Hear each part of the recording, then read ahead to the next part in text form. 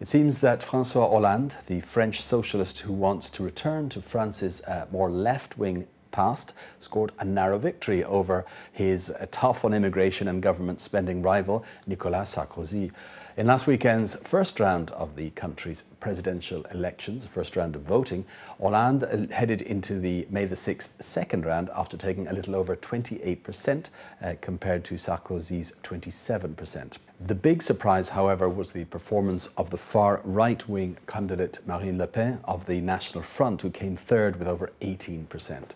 57-year-old Hollande has said he will boost government spending, cut France's huge debts, boost growth, and unite the French after what he called Sarkozy's divisive first term. While Sarkozy, speaking at his campaign headquarters, said he recognised voters' concerns about jobs and immigration and what he called the concern of the French people to preserve their way of life. 3 French polls have predicted that Hollande will win the May the 6th runoff by around 8 to 12 percentage points, depending on who was polling. Now, in recent years, Sino-French relations have been mixed, to say the least, with a number of nationalist demonstrations and boycotts of French businesses over perceived political slights over Tibet and human rights, amongst other issues. At the same time, many people in China do have a soft spot for French culture and civilization, and it is one of the favourite destinations for Chinese tourists. So given this sort of love-hate relationship, how do Chinese net users feel about these first round results? Do they have a preference? Well, we can cross over now to the newsroom, where our researcher Julie Liu is standing by. Okay, Julia, the results were reported widely here in the Chinese media, and seems to have been quite a bit of discussion online. French polls are saying Hollande. What about Chinese net users, Hollande or Sarkozy? Well, first I have to say that Chinese net users do seem interested in the results and have been following events quite closely. And overall, that does seem to be a favorite. Even though most people don't seem to know much about Hollande, it seems that most Chinese net users don't have a lot of sympathy for Sarkozy. This post from Weibo.com is one of the milder ones. I don't care who becomes the new president of France. I just don't want to see Sarkozy's face again. And this poster, Zhao Caimao isn't a fan either, saying, just look at all this negative news about Sarkozy. I really think now he should pull out of politics and just do something else. But not everybody is so sure about it. Like this poster from Sina.com, who sees it from a broader perspective, saying, if Sarkozy really fails in the election, then what's going to become of the EU? I'm worried that the markets will panic. And finally, a poster called Freeman from 163.com has this to say. Although some people say the election is a farce, what I want to say is, could somebody give us the chance to have such a farce as well? Okay, Julia, sort of a bit of a mix then in reactions. But I did notice that some French media felt that China, or at least the government, would be more comfortable with Nicolas Sarkozy, as they feel that Hollande's policies might be even less palatable for China and for the Chinese people. Anything been said on that? Well, as I said before, in fact, Chinese net users really don't know that much about Hollande. But many have fastened onto a recent comment he made that was widely commented on here. In a speech, Hollande said he cared deeply about the Tibet issue and that he couldn't see any reason to refuse a meeting with the Dalai Lama.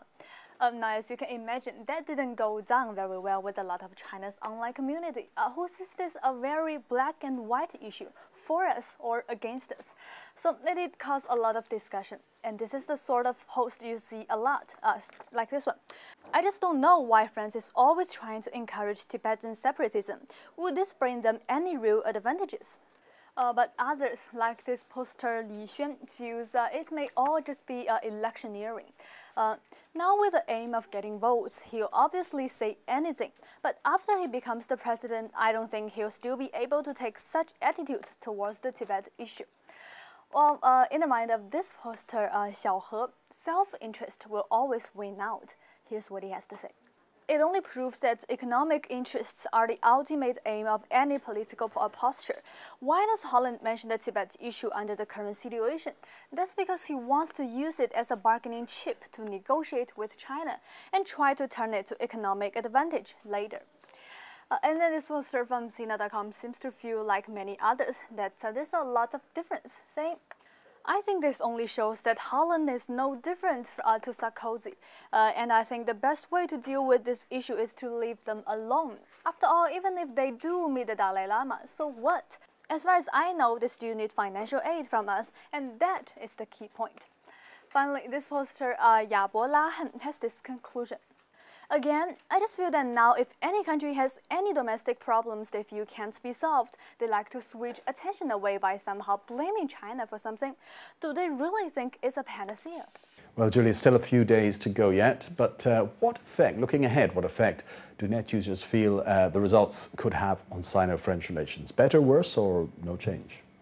Well, about this question, I have to say from what I have seen, most net users seem fairly unimpressed and don't think the election will bring any big changes to the current Sino-French relationship.